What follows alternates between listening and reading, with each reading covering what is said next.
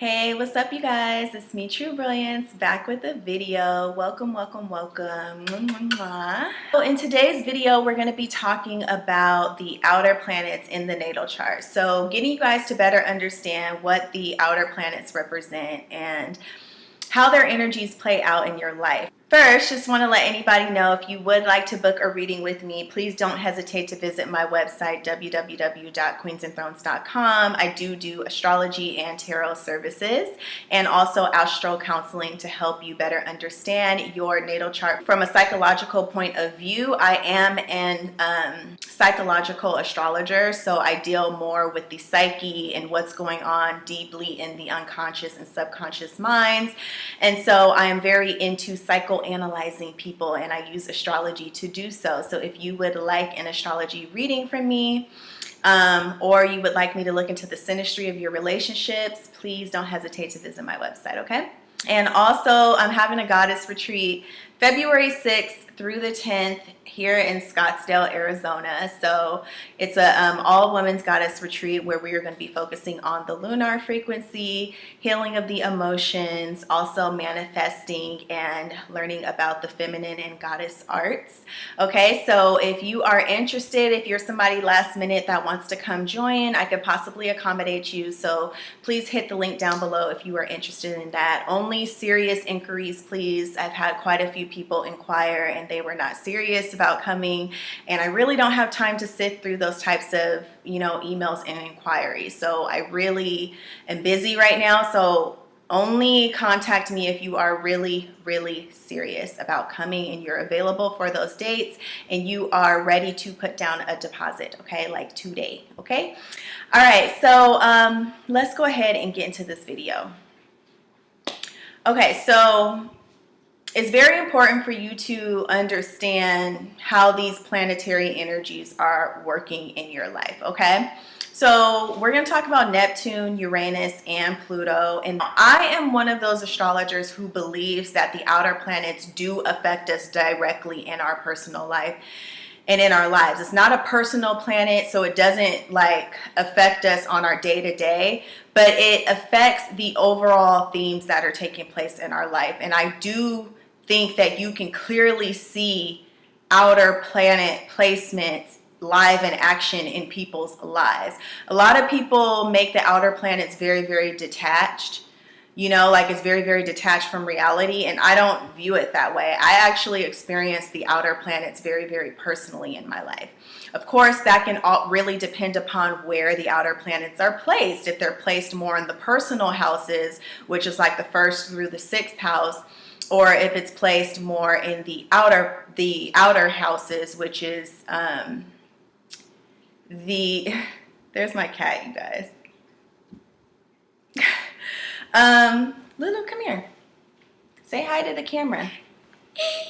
So this is Lulu. This is our new family cat. She just wanted to say hey.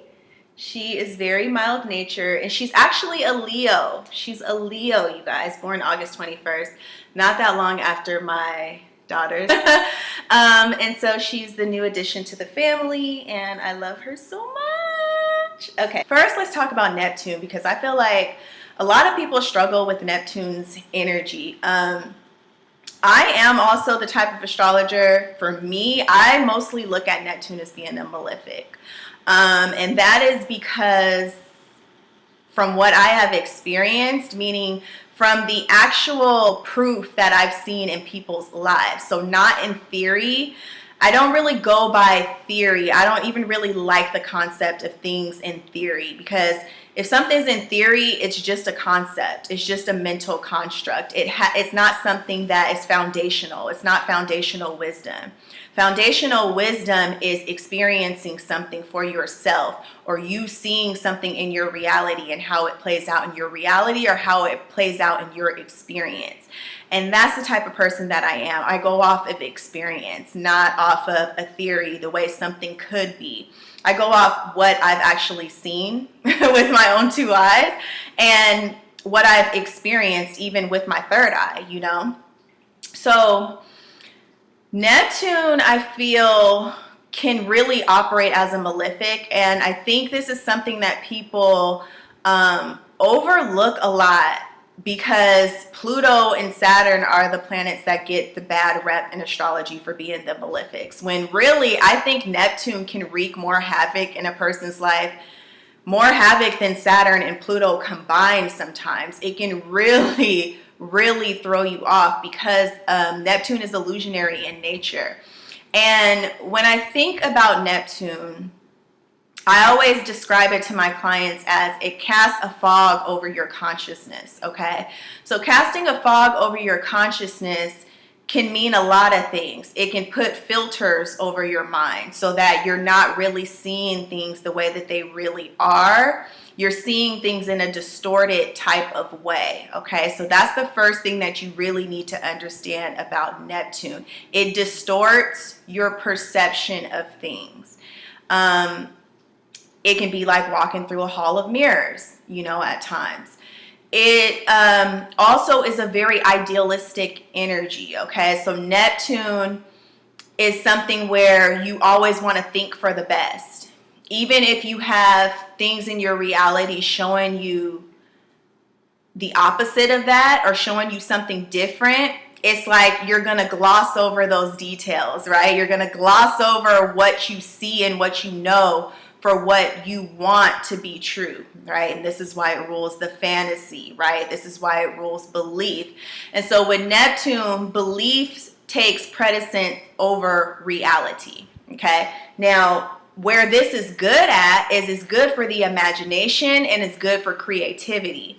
So Neptune, the really positive side of Neptune is how creative it makes an individual, because you can't really be creative unless you have a vivid imagination. And this is where the beautiful side of Neptune comes in, especially if you have Neptune in Capricorn.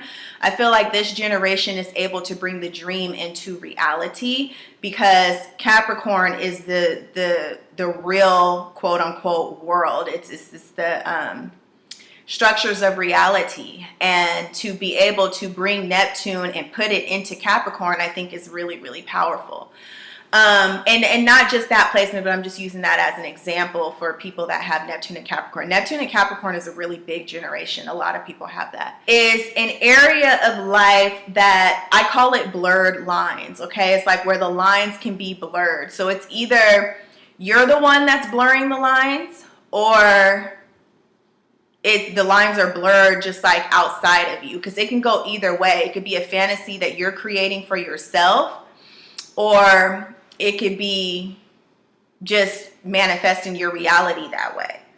So when you look at your Neptune placement, it's very important to pay attention. I feel with the outer planets, it's more important to pay attention to the house that they're in rather than the sign that they're in. Yes, the sign that they're in is important, but as you guys may know, planetary energies, outer planets are generational. So it's like everyone around you in your age group has that same sign, okay? So what's more important with the outer planets is the house placement. That's where you're really going to see that energy take place, okay?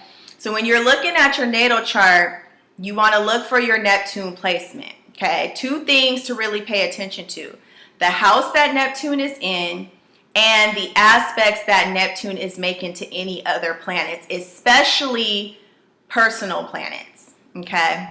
If you have a lot of Neptune aspects to personal planets, then you can be considered to be a Neptunian, okay? Whatever house that Neptune is sitting in, this is a house, I call it slippery. It could be very slippery for you. This could be a house that is very hard for you to define in your life. This could be a house that you don't have any boundaries in. This could be a house that you always feel like you are self-denying, meaning you are denying the self in this house, because Neptune is about denying the self. Denying the self of freedom, denying the self of satisfaction, denying the self of love. Denying the self is about denial, okay? It's also about self-sacrifice. So it could be an area of life where you sacrifice a lot, okay? The house that Neptune is in is, like I said, also a house that is very hard for you to define at times. So it can be very hard for you to define yourself, define your wants, needs, and desires in this place, because the energy can just be very overwhelming in that house. You may just have, it can be overwhelming because you may just have so many things that you're talented at, or so many things that you can do in that house. You don't know which one to pick. It could be that. Also, the house that Neptune is in could be a house that brings you a lot of confusion. It's not ordered. It's very messy. It's hard for you to get a hold on it. It's hard for you to get a hold on it. It can also be a house, an energy that makes you feel very overwhelmed. Okay, to the point where it makes you feel so overwhelmed, you just may want to let that whole house go. See? And this is where the self-sacrificing comes in, because it's like you just can't. It's too much to fathom, or there's too much energy, there's too much psychic energy coming through there. It's an area of life where you're very sensitive, okay? You're very sensitive in that area of life. And you have to watch for the house that Neptune's in. If you lie to yourself about things in that house, if you are dishonest with yourself and other people about things of that house, because when we deal with Neptune, we're dealing with dishonesty as well, because it's about denial. And denial can take many forms. Like I said, denying yourself. It could be denying the truth to yourself or to other people. Like Neptune in the 7th house, these people really have to watch out for not being honest in their relationships, because they don't want to define their relationships, or attracting people that are that way, attracting people that are dishonest with them, or have some type of issue, or have some type of problem. You can also deal with addictions in the house that Neptune is in. A lot of addictions that you just cannot shake, you just cannot get rid of. Neptune can also manifest as mental issues or mental problems. So you can experience that as well. But on the flip side of it, it can also be an area of life that you are very, very creative in. But usually what happens with really creative people that have a lot of creative energy, a lot of the times they can lack definition, like they can lack guidance. So you may have a lot of gifts and things in this area of life, but you just may not know how to structure those gifts. You may not know how to structure it and bring it out to the world the right way. So you may need a guide. You may need somebody to help you. Okay, where your Neptune placement is a place where you feel very, very compassionate. Okay, this is where your compassionate nature shows the most. So mostly Neptune placement, like I said, is self-denial. Okay, you really have to look at that. This is also an area of life where you bring a lot of fantasy to. Okay, so it could be fantasy to your detriment, because we know about people that daydream all the time. And they daydream so much that they never get anything done in that area of life, you know, because you're too much in the fantasy realm and you're not realistic enough in that area of life. Okay, that's another thing. And this has to deal with the over idealism. So you may find in the house that Neptune is in, you experience a lot of harsh realities. You know, you may get a lot of reality checks in that area of life where, you know, the truth has to come crashing down on you to get you to kind of shake you into awareness about what's really going on. Because you can get too carried away. Neptune is the ability to float down a river. Okay, and sometimes it could be floating down the river of oblivion. So you have to be bring a lot of awareness to the house that Neptune is in. Try to be as realistic as possible, even though that can be very, very hard with Neptune. Okay.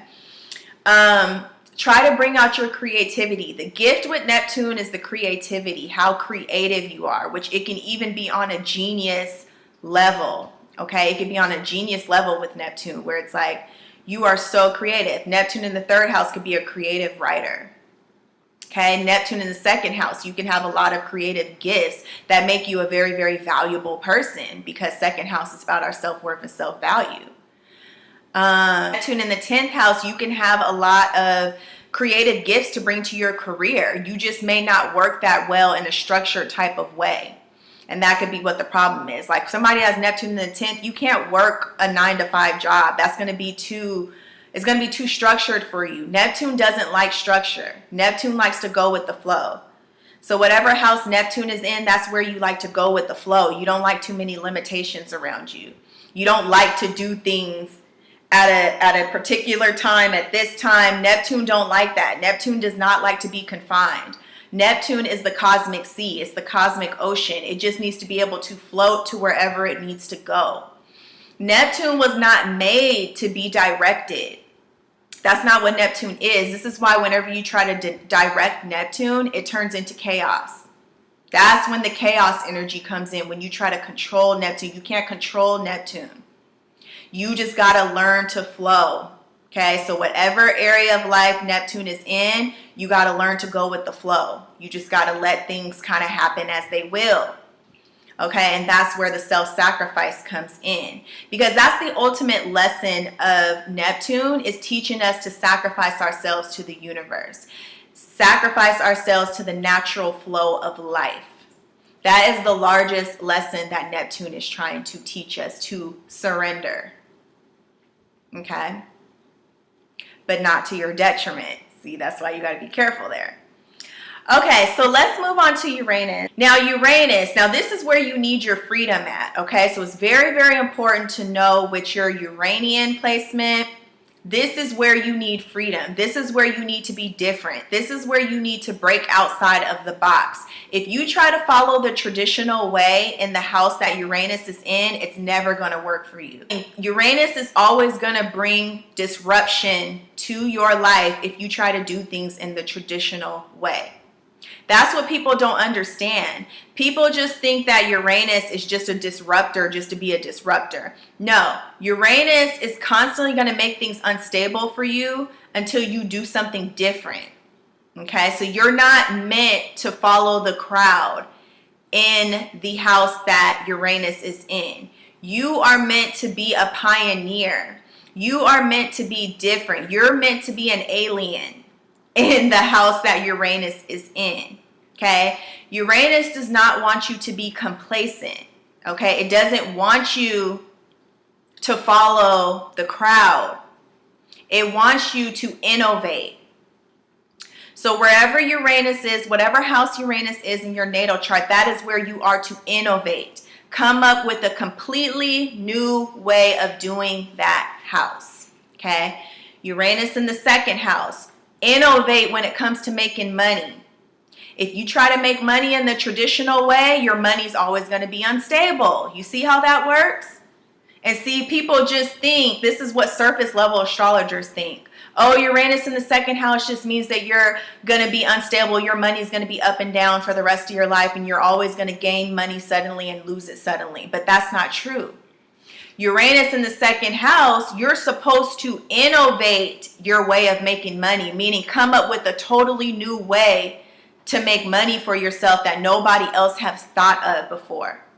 And then once you do that, Uranus isn't going to disrupt your money anymore, because Uranus sees you marching to the beat of your own drum when it comes to you making money. And that's all Uranus asks of you, is to be a rebel.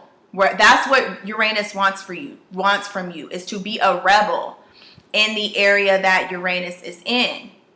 And I know this from experience. Once again, I have Uranus in the second house, and this exact thing happened to me. I've dealt with finances being up and down whenever I try to work in a traditional type of way. As soon as I created my own lane, never had to worry about money again. You see what I'm saying? So Uranus will basically, in a nutshell, Uranus will leave you alone as long as you are being rebellious. As long as you are being rebellious, Uranus will leave you alone. When you're being complacent, Uranus is going to give you hell. Okay? It's just that simple.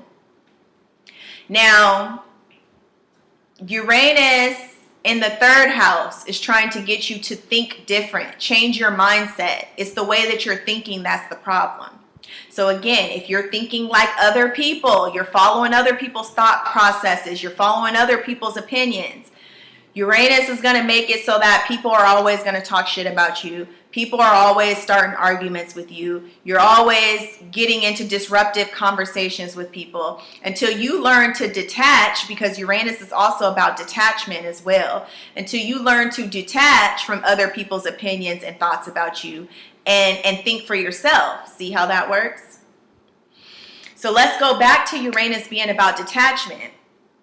Now, that's another thing that Uranus is trying to get you to do. It's trying to get you to detach from people's situations, other people's opinions, what people think about you in that area of life as well.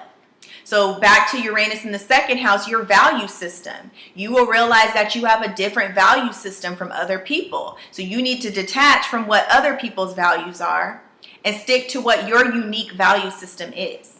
Uranus in the fifth house, you have different hobbies and creative abilities than other people. You don't like to do the same things that other people like to do for fun. You like to do different weird things. So this is about accepting what your hobbies are, even if they appear strange to other people. You see?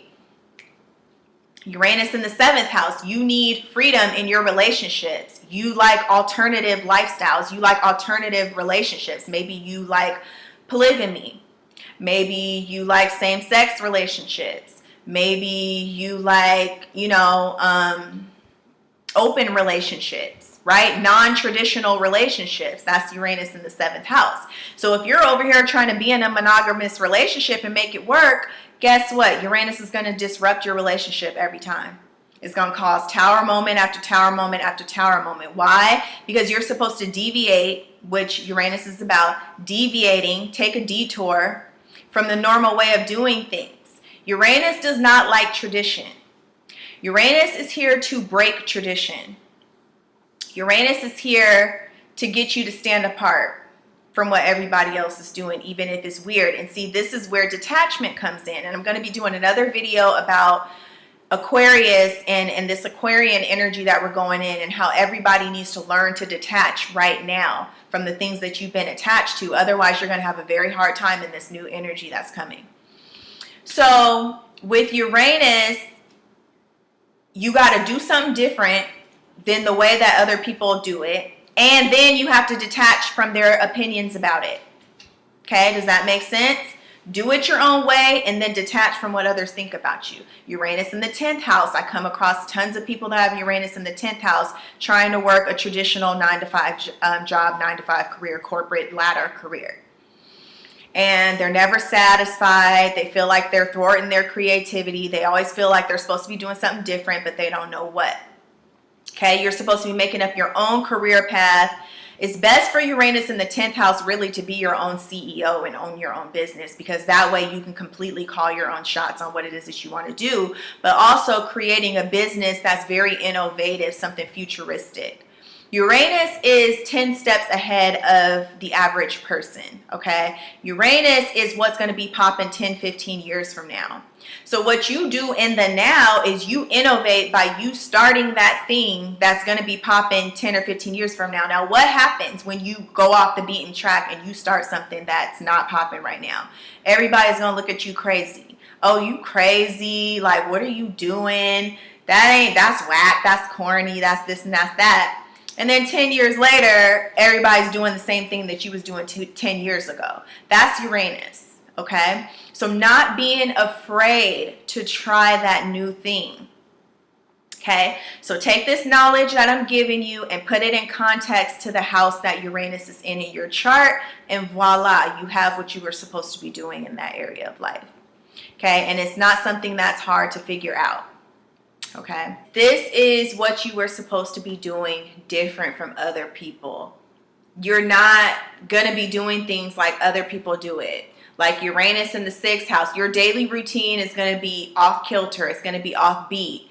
What you do on a day-to-day basis is not going to be normal. It's not going to appeal, or it's not going to be something that other people do on their day-to-day life, their daily routine. Yours is going to be odd. It's going to be off beat.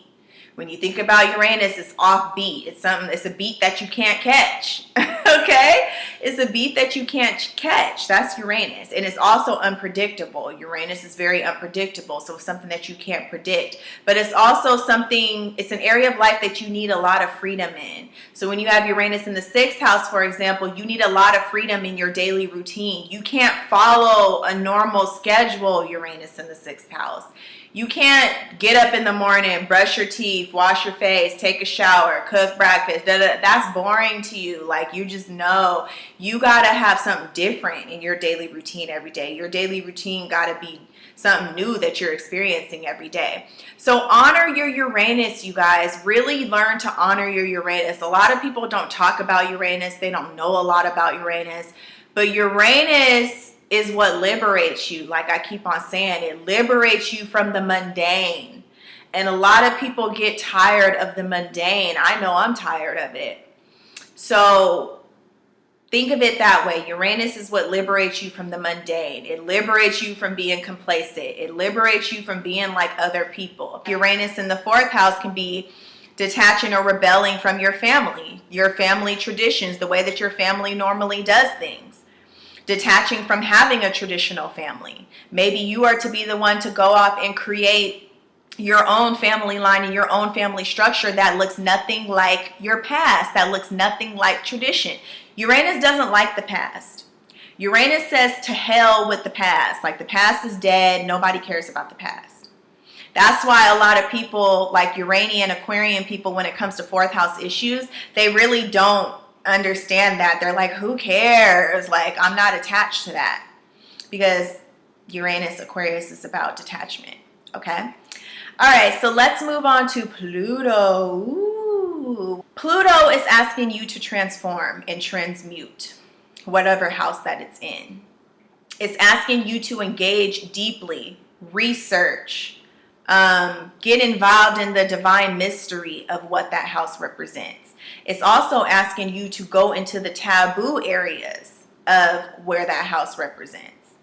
It's asking you to be real and raw in the house that Pluto is in.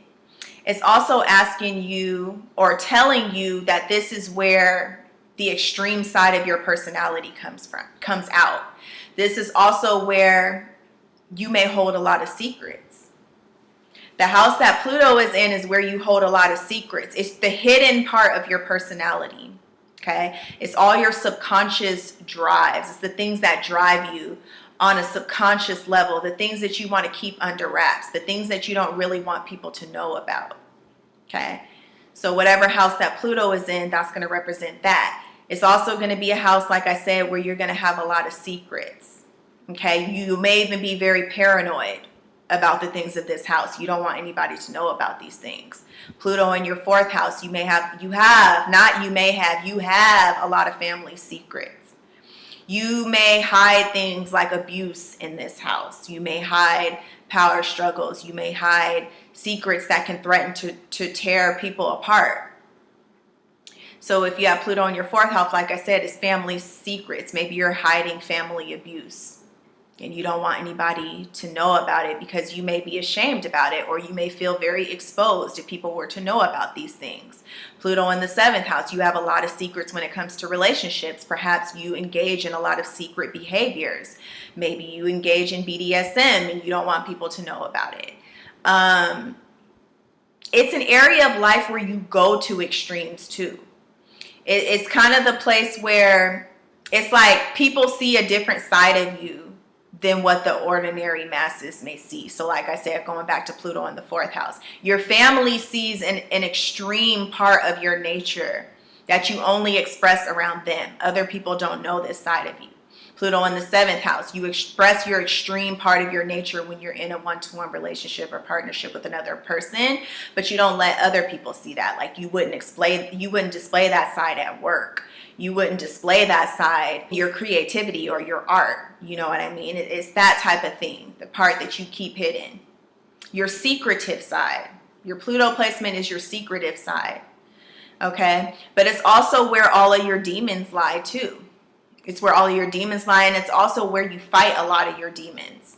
So you kind of like your Pluto house placement is where you fight the dark side, okay? In whatever form that may take. Like Pluto in the 10th house, you may have a career where you have to hold a lot of secrets in. Perhaps you know a lot of occult things. You know a lot of behind the scenes things that are taking place in your career. And you have to keep a lot of secrets for your boss.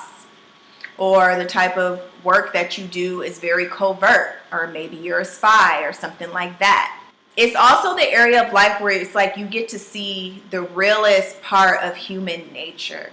It's like you get to see human nature in its most realest, rawest form. And sometimes it can be unbelievable. Area of life, it's also an area of life where you can be very controlling and you can be very manipulative if you are willing to admit it to yourself. And this is why I always tell people, everybody has a dark side. I don't care who they are. Honestly, the more light a person displays, the bigger their shadow is. Always remember I told you that. This is why somebody like me who openly embraces my shadow side, Pluto and Scorpio in the first house, I openly display who I am, good, bad, and ugly to everybody, right? And somebody will look at me and demonize me when really I'm the one that's being real about this. And then that same angelic person that's demonizing me has a way deeper, darker side than me, but you guys would never know it because they only display the light side of themselves. Everybody has a dark side. And when I say dark side, I don't mean evil. For me, dark just means things that you hide in the unconscious, things that you hide in the subconscious mind. I'm very, very upfront and real about what's in my unconscious mind. That's why I'm always talking about it. And I feel very comfortable with it. I wasn't always like this. I had to transform into this. But everybody has it. Everybody has their skeletons in the closet. It's just some people are so detached from it. They're so detached from their dark side. They're so detached from their unconscious mind that they believe that it doesn't exist. And that's what creates the biggest problem because it has to come out in other ways in your life now. Now you got an issue. Now you got a problem. And this is where Pluto squares come in. And this is usually what happens most of the time when you have a Pluto square. It's you denying your dark side. So it seeps out in other areas of your life. I've seen this happen so many times, especially with people that have Sun square Pluto. I see this happen every time. And Sun square Pluto is a huge indicator, or it's a huge example of somebody only acknowledging their light side, which is the sun, but denying their dark side, which is Pluto. But it ends up coming out anyway, and that's why Pluto's so destructive in these people's lives, because Pluto has to express itself. Pluto is your subconscious drives, the things and the motives that really drive you, okay? And your motives always get exposed somehow, some way. This is why you need to be like me and openly accept that side of you so that it doesn't come out in other forms and wreak havoc on your life in other ways. I don't have dark things happen to me in my life. I don't have dark shit happening in my life. Why? Because I own my own darkness so that it doesn't have to come at me from an outside source. You feel what I'm saying? All right, so anyway, so with your Pluto placement, your Pluto placement is also a place where you can get a very, very deep look at your psychology and like your compulsiveness and your drive. So it can be an area of life that you're very controlling into. You could feel very compulsive and like you need to control everything in that house and keep everything under wraps. Like people that have Pluto in the second house, they can feel very compulsive and controlling over their money. And they can be ready to rip somebody's head off over their money. Pluto in 7th house, very controlling over their relationships. Pluto in the 4th house, very controlling over their family. Or it can be an area of life where you experience a lot of power struggles. If you have Pluto in the 11th house, you experience a lot of power struggles with your friends. You know a lot of secrets about your friends. You guys keep a lot of things under wraps about what goes on between the groups. There could be a lot of back and forth power exchange between you and your friends. There could be a lot of jealousy. Wherever Pluto is, you deal with a lot of jealousy, but it's not overt jealousy. It's undercover, seething jealousy, like that jealousy that you can feel but you can't see. That's Pluto. That's why the more intuitive you are, the more you can understand Pluto.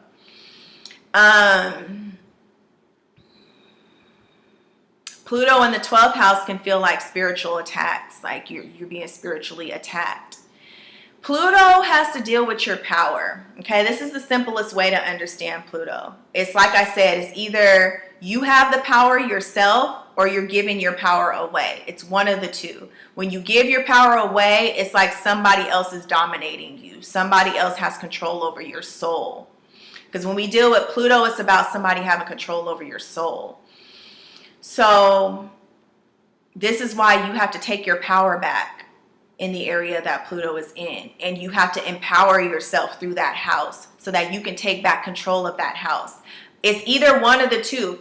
Pluto is very black and white. It's very extreme.